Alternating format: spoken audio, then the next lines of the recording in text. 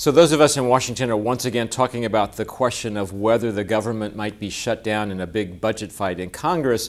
This is a repeat from the last several years, but also something we thought wouldn't be done again this year, but here we are. Nominally, this is about the question of whether the budget should fund the Planned Parenthood organization. And the immediate issue is that the government needs to be funded after September 30th when the current budget runs out. There needs to be emergency funding put into place. That's what congressional leaders are trying to figure out right now. How do they do that? The problem is that conservatives want the new budget that's put into place to defund Planned Parenthood.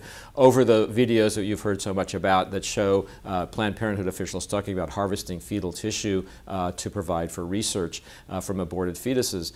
This is a difficult issue for Senate leaders to clear because they know that Democrats will stand in the way of defunding Planned Parenthood. They don't have the votes probably to overcome that Democratic opposition. So they're stuck doing things like what Mitch McConnell did on Tuesday, which is to stage some votes in an attempt to restrict abortion practices, knowing they can't defund Planned Parenthood entirely.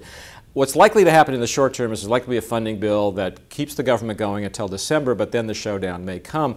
But I think this is only partly about Planned Parenthood. What has got conservatives really upset is the idea that they have won Republican majorities in both houses of Congress, Senate and the House, and still they can't defund Obamacare, they can't stop the new Iranian nuclear deal, and now they feel they can't even stop Planned Parenthood from being funded.